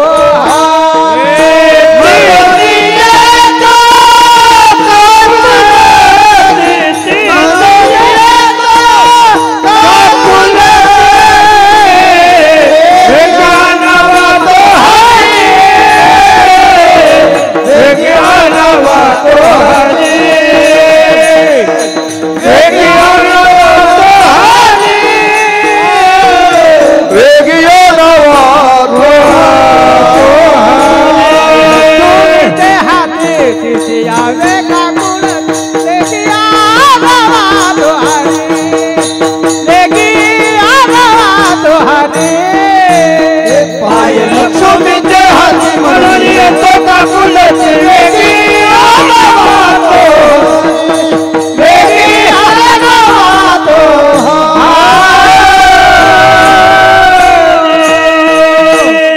आणखी एक व्यक्ती देवाच्या खूप जवळून आहे. कोण आहे? ते आईसाहेब आहेत म्हणे. पाय लक्ष्मीचे हाती आईसाहेबाची तुम्ही विनंती करा, 100% तुमचं काम यशस्वी होते.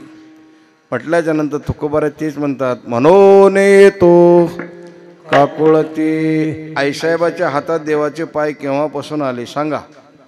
पाय धुवावयाच्या दैवा पात्र झाली ज्ञानोबा म्हणतात. त्याच्यातला एक छोटा प्रसंग सांगतो तुम्हाला. दुर्वास नावाचे ऋषी, त्यांना इंद्राच्या भेटीला जायचं होतं. साधूच्या भेटीला, राजाच्या भेटीला, गुरुच्या भेटीला जात असताना रिकाम्या हातानं जाऊ नये असं शास्त्र आहे देवाच्या भेटीला. आता कसं जायचं? त्याने म्हणजे एक मोठा फुलाचा गजराचा हार घेतलेला आहे आणि ते स्वर्गामध्ये त्यांचं स्वर्गामध्ये आगमन झालेलं आहे. इंद्रराज हा ऐरावतीमध्ये बसून आणि त्यांची मिरवणूक निघालेली आहे. तेवढ्यामध्ये ह्यांनी समोर गेले. जिथं साधूचा आदरातिथ्य ते होत नाही ते संपत्ती सगळी विनाशाला कारण होते म्हणतात. इंद्र ढोकून तर बघावं की नाही, ह्यांच्याकडे नमस्कार करावा, काय आदर करावं अशी पद्धत आहे राजाची. इंद्र इकडे बघलाच नाही का? 5 प्रकारचे उन्मत आहेत म्हणून रामायणामध्ये वर्णन केले. पहिला आहे सतत नशेमध्ये राहतो, त्याला कामोन्मत म्हणतात. दुसऱ्या नंबरचा उन्मत आहे, महाराज म्हणतात पैसा जास्त होतो, त्याला धनोन्मत म्हणतात. तिसरा एक उन्मत आहे विषांत झालेला एक, त्याला मात्र कामोन्मत आणि धनोन्मत. आणि तिसरा आहे राज्योन्मत, म्हणजे सत्ता ज्याच्या हातामध्ये आली, सत्ता येईपर्यंत हात पडतील, पाय पडतील, लोटांगण घालतील, एकदा सत्ता आल्यावर तुम्हाला पाहिल्यासारखं वाटते म्हणतात. समोरचे माणसं सगळे बारके बारके दिसतात, ही तिथल्या जागेची पावर आहे, लक्षात ठेवा. असे एकूण जगामध्ये 5 प्रकारचे उन्मत आहेत. आणि त्यावेळेस इंद्रराज म्हणजे काय सांगा, 33 कोटी देवलोकाचा अधिकारी आहे. अधिकारी कसं का असणार? दुर्वास म्हणतात, अरे अरे एवढा मोठं वैभव असूनही मी तर भेटीला आलो तर माझं आदराती नाही. ठीक आहे, आपलं बी कर्तव्य आहे, आणलंय हार त्यात राजाचं स्वागत करून आपण तर परिचय देवा, नमस्कार करावं. म्हणून त्यांनी आता खूप हात वर केला. तर इंद्र ऐरावतावर बसला, तिथून हात कसं जाऊ शकतो जमिनीवर? त्यांनी काय केलं, हत्तीच्या सोंडामध्ये हार दिला. हत्तीनं असं सोंड फिरवलं साधूचा हार म्हणून, आणि मात्र इंद्र उगा असं तर करावं का नाही, असं बी केलं नाही. त्या हत्तीचा तोल गेला, ते हार वरून खाली आलं आणि हत्तीच्या पायाखाली हार तोडवल्या गेलं. आणि ते दुर्वासाचा अपमान झाला. दुर्वासाला वाटलं, म्हणले राजा असून मूर्खपणा केलेला आहे आणि याचे समुद्र सगळे वैभव जाऊन समुद्रात पडो म्हणून शाप देऊन टाकले. ते सगळं इंद्राचं वैभव समुद्रात पडलं. सत्ता असल्यावर माणसं वाकून झुकून रामराम करतात आणि सत्ता गेल्यावर खेटून जातील पण तुम्हाला रामराम करणार, अशी पद्धत जगाची पद्धत आहे. महाराज म्हणतात म्हणून इंद्राला कोणीच रामराम करायला तयार नाही. गादीच गेली ना, आता शीटच गेली, चला म्हणलीच झालं. लोक इंद्राला वाटलं हे मला मान नसून माझ्या पदाला मान होतं, आता काय करावं ते पद मिळवण्यासाठी. म्हणून त्यांनी भगवंताकडे गेलेत, देवा काही करा, चूक झाली, माझे वैभव मला काढून द्या. कुठं पडले? समुद्रामध्ये पडले. मग आता समुद्र मंथन करावं लागतं. आता समुद्र मंथन कसं काय सुखाची गोष्ट आहे काय ते समुद्र मंथन करणं? भगवान विष्णूंनी दैत्याला आमंत्रण दिलं. तुम्ही म्हणतात वंगळे काम देण्यात, असं समजू नका बरं का. राक्षस बी देवाला काम दिले.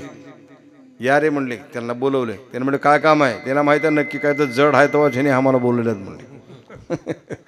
हलका असलं की ह्याच्याने स्वरी करून घेतात, साखर खात्यात, आम्हाला लाडू खायला बी बोलिनात. पण आज काही ना काही हिला सोसना गेली तेव्हा आम्हाला बोललेत. त्या अर्थी दुश्मन बोलल्यावर माणसं पहिले सुरू जाऊन पंक्तीला बसतात बरं का. अशी जगाची रीतच आहे. म्हणून हे आज हे दैत्य लोक आले. काय हो काय काम म्हणजे? काय म्हणे समुद्र मंथन करायचं आहे, मदत करता का? बिलकुल करता म्हणजे. तुमच्यासारखे आम्ही नाही म्हणजे, आम्ही भोळे माणसं करतो मदत म्हणजे. मग त्याने काय केले, मेरू पर्वताचा रविदंड केला आणि वासुकी नावाच्या सर्पाचा रविदोर केला.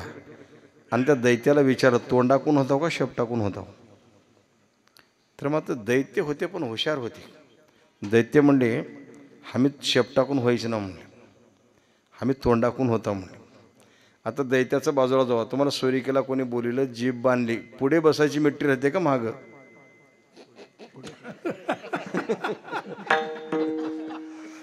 हे सांगा, तुम्हाला हे कळतं का नाही? हां, तोंडाकडे राहतो का इकडे मागं राहतो? आपण तोंडाकडेच राहतो. शक्यतो पुढच्या सीटलाच मिट्टी राहते बसायची. पुढे बसले म्हणजे आपण काही कलेक्टर नाही, आपण हाय तिथंच आहो. परंतु पुढे जेवढं सुख आहे तेवढं दुःख बी आहे. आणि पुढून जर गाडीला काही झालं तर पुढले जातात, मागले तेवढे घराकडे येतात. लक्षात ठेवा. असं आहे, जया अंगे मोठे पण हे प्रॉब्लेम सगळ्याला आहेच की नाही. ते दैत्य होते पण त्याने म्हणजे आम्ही अपमान घेणं शेपटा करणं म्हणे तोंडाकडे होतं. देव म्हणजे बला गेली यांची. ते वडण्यामध्ये तर त्या सर्पाला ताण पडा तर विष गाळते म्हणजे त्यानं, आणि बेट्याच्या अंगावर पडून हे जळून जातात. हे बी हुशारच. मग ते झाले तोंडाकडे, हे झाले शेपटाकड. देव दैत्य म्हणून समुद्र मंथन केले. त्याच्यातून इंद्राचे 14 रत्न निघाले. तो विषय लांबलाचं काय, त्याच्यात लक्ष्मी बी निघाली. आता लक्ष्मी ही अप्रतिम सुंदर असल्यामुळं लक्ष्मी मला लक्ष्मी तुला लक्ष्मी मला लक्ष्मी अशी भांडणं व्हायची वेळ आली महाराज. देव लोक हुशार होते म्हणजे तिने असं भांडून घ्यायचं नाही का, सगळे म्हणून आपण एक होऊन काम केलं. त्यार्थी मात्र आपण हे माझं तुझं म्हणल्यापेक्षा ह्याचा काहीतरी पर्याय काढतो. म्हणजे काय पर्याय? काय नाही, त्या लक्ष्मीच्या हातामध्ये असं फुलाचा हार देऊत, आपण सगळे असं वळी धरून बसूत, आणि तिला ज्यांना आवडला त्याच्या गळ्यात हार घातले की सगळे टाळ्या वाजवत म्हणले. दैत्य म्हणले घाटलेले डाव म्हणले हे नाही. आता कायदा पास म्हणल्यावर सगळ्यांनी एक मोरे कायद्याला मान्यच करावं लागतं. मग दैत्य बसले, देव बसले, गणगंधर्व राजे लोक सगळे बसले. माझा नंबर लागेल, तुझा नंबर लागेल. जेवणारे माणसं बोलले हुशार, जिकून वाढायचं येते त्याच कडला बसतात बरं का. आणि कोणाचं करायला ना, वाढणारा माणूस आपला राहावं त्याकडून ह्या कडला येते बरं का. म्हणून काही हुशार माणसं अशा पद्धतीने बसतात. आणि मात्र ते दैत्य लोक पहिल्या नंबरला बसले, लागून गेलं तर हमचाच नंबर लागते म्हणून. दैत्याची वळ ओलांडली, देवाची वळ ओलांडली, गंधर्वाची ओलांडली, सगळेच राजाची लोक वळ ओलांडली. हे सगळे लाईनी ओलांडून लक्ष्मीला जो पाहिजे होता तो रांगेत नव्हताच. त्याला माहित आहे ही गिराईक कोणाला पचत नाही, माझ्याशिवाय ही कोणाच्या गळ्यात हार घालू शकत नाही. भगवान महाविष्णू परमात्मा का कोपऱ्यात उभारले होते. तेवढ्यामध्ये ते फिरत आली, सगळ्याला ओलांडले, सगळे निराश झाले आणि फुलाचा हार घेऊन देवाच्या गळ्यात घालण्याचा प्रयत्न केला. तेव्हा देवानं गर्मन मान फिरून इकडे गेली तोंड. लक्ष्मी म्हणजे आपले बी कर्मच आहेत म्हणजे काय, एवढे लोक माझ्यासाठी येडे झालेत आणि मी एकट्यासाठी येडे झालो. ज्याच्या गळ्यात मी हार घालायला चालू त्याला नग म्हणते, आणि हे माझे सगळे लोक वाट बघलेलेत म्हणे. मी त्यांना वरत नाही. का वरत नाही? ह्यांच्याकडे 6 गुण संपन्न नाहीत म्हणून हे मला पटत नाही. आणि ज्याच्याकडे 6 गुण संपन्न आहे ते ईश्वर आहे, मग तो मला पटतो. मी त्याच्या गळ्यात हार घालून देवाला म्हणलं, हे बघ तुला मी वरतो, तू हार माझ्या गळ्यामध्ये घाल, खरं आहे, पण तुझ्यासारखं मला नाचणं होईना, माझ्या म्हणण्याप्रमाणे चालावं लागते. कसं?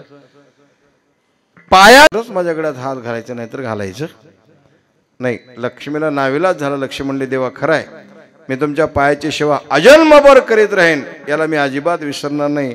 म्हणून त्या दिवसापासून पाय लक्ष्मीचे हाती तुकोबाराय लक्ष्मी आई साहेबाला विनंती केली. आणि लक्ष्मी आई साहेब काय म्हणतात, महाराज तुम्ही मला जी विनंती केलात, पण आमचे मालक असे ऐश्वर्य संपन्न आहेत, त्यांनी झोपलेत म्हणले. त्यांनी झोपले असताना मी पाय दाबत बसते. आणि मात्र झोपेतल्या माणसाची सेवा बंद केली की त्याला राग येतो. म्हणून मात्र त्यांना झोप लागली आहे आणि त्या उठून मला हे तुमचं घरानं माझ्याची ताकद होत नाही सांगायला. जगामध्ये देवाला उठवावं लागतं, ते संत महात्मेच उठवू शकतात. मग झोपल्या तर कशावर झोपलेत? यशी असल्याने यामुळे सापाची गादी आहे. शेषानं आटाळा पेटाळा घालून देवाला गादी करून दिलं, त्याला उशी दिलेला आहे. आणि मात्र शेषाला जर तुम्ही विनंती केलो त्यांना आपल्या गादीत ती हवा काढून देवाच्या मानेला झटका बसेल, देव जागे होतील आणि तुमच्या कार्याला ते धावून येतील. म्हणून महाराज त्या अभंगाच्या शेवटला म्हणतात, तू का म्हणे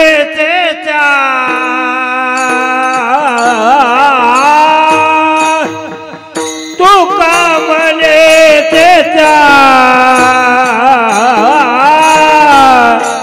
तू का म्हणे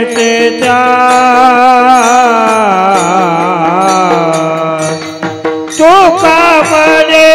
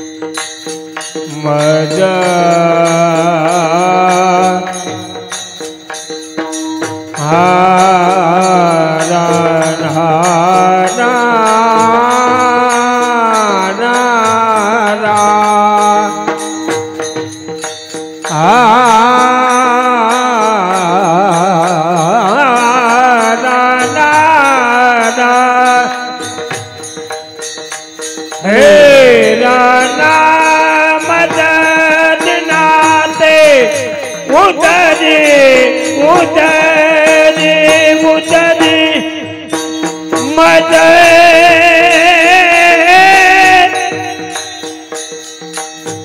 हे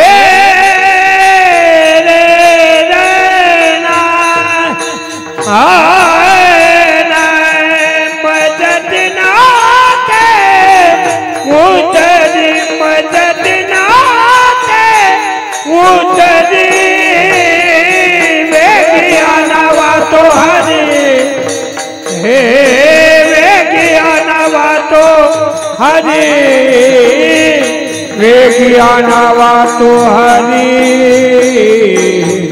वेगियाना वातो हरि मजदिना देवधारी मजदिना देवधारी आ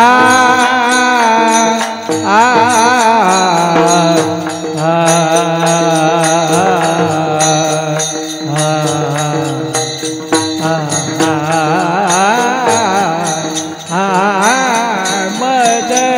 दीना दे उधारी उधारी माज दीना दे उधारी आ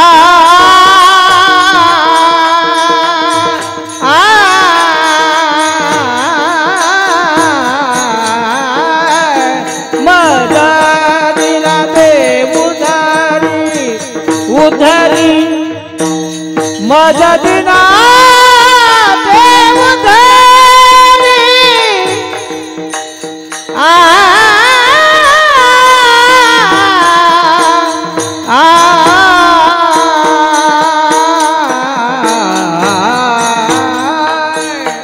मजदिना देवधारी मजदिना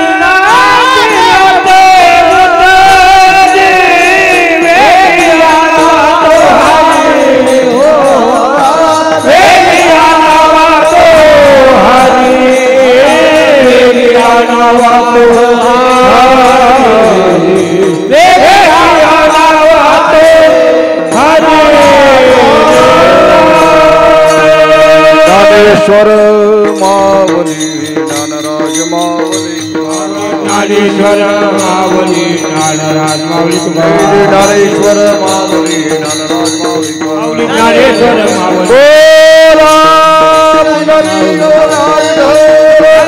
मावली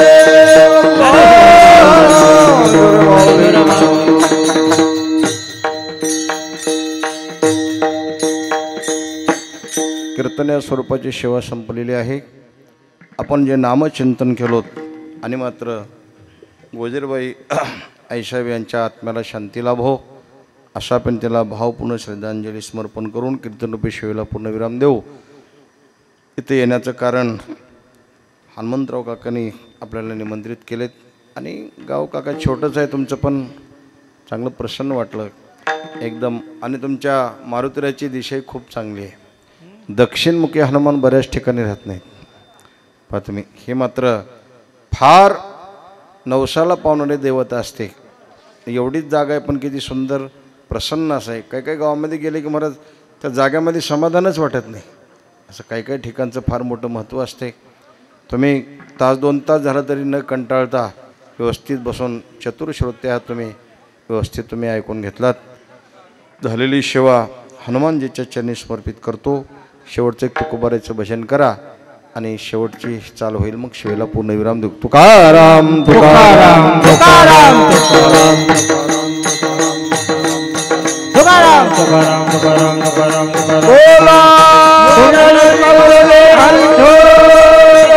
श्रीकाल देव तुकाराम तुकाराम तुकाराम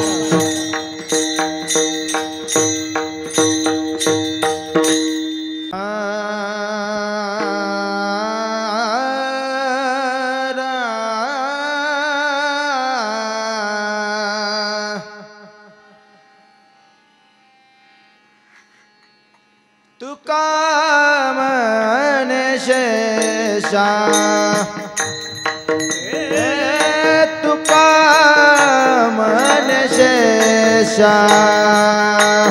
तुका मने शेषा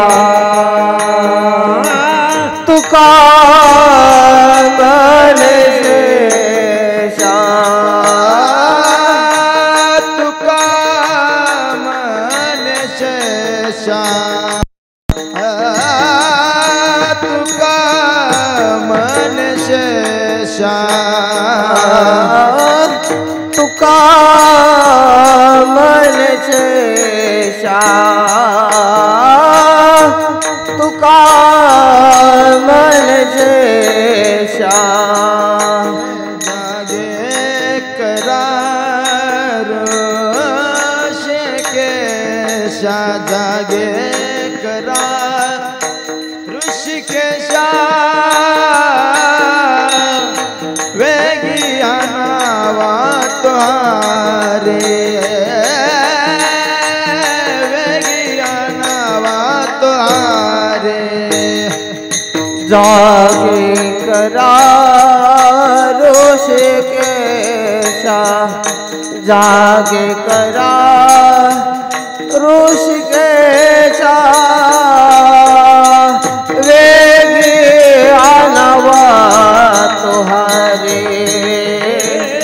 वेगी आनावा तुहारे तुका मन शेषा तुका मन शेषा तुका मन शेषा तुका मन शेषा तुका मन शेषा तुका मन शेषा तुका मन शेषा तुका मन शेषा जागे करा जागे करा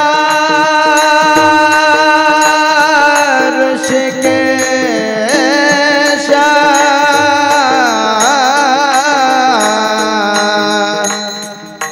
हे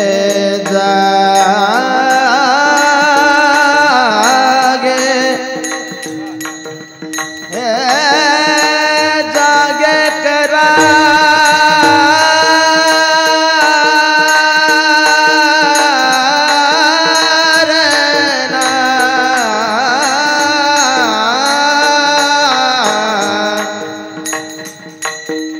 जागे करा ऋषिकेशा जागे करा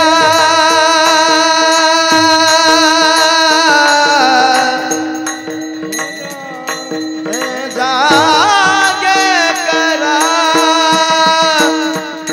ऋषिकेशा वेगी आनावा तुहारे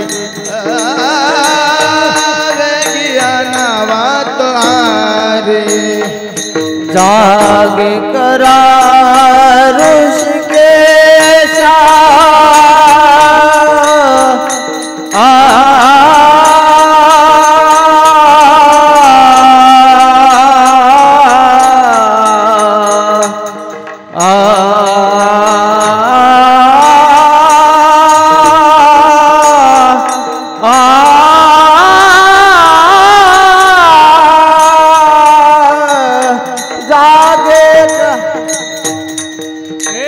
जागे करा ऋषिकेशा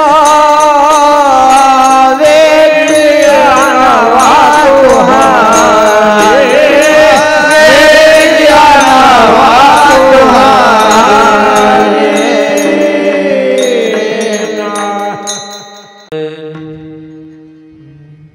वेगी आनावा तुहारे हरे वेगी आनावा तुहारे जो हरे की आनावा जो हरे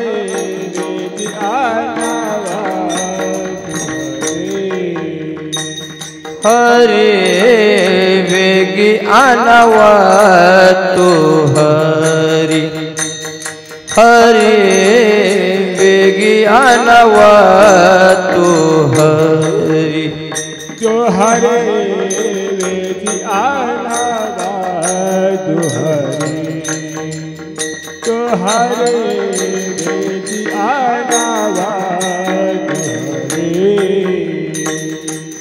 मज देनाचे उदरी मज देनाचे उदरी विज्ञानवा तो हरी हरे विज्ञानवा तो हरी मज देना ते उतरे मज देना ते उतरे उतरे आना तो हरे वेदी आना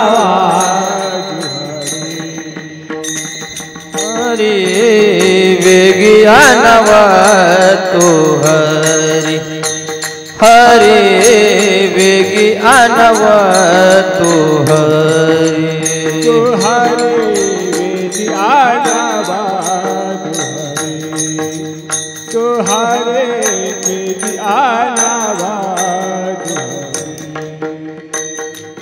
मज देनाचे उदरे मज देनाचे उदरे विज्ञानवा तो हरि हरे विज्ञानवा तो हरि मज देना ते उतरे मज देना ते उतरे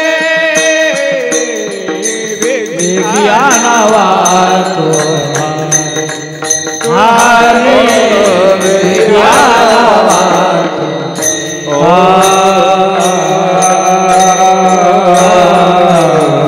विठ्ठल दे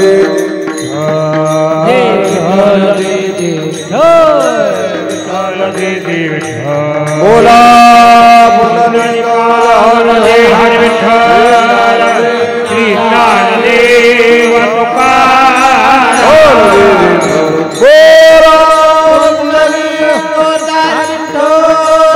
श्री ज्ञानदेव तुकाराम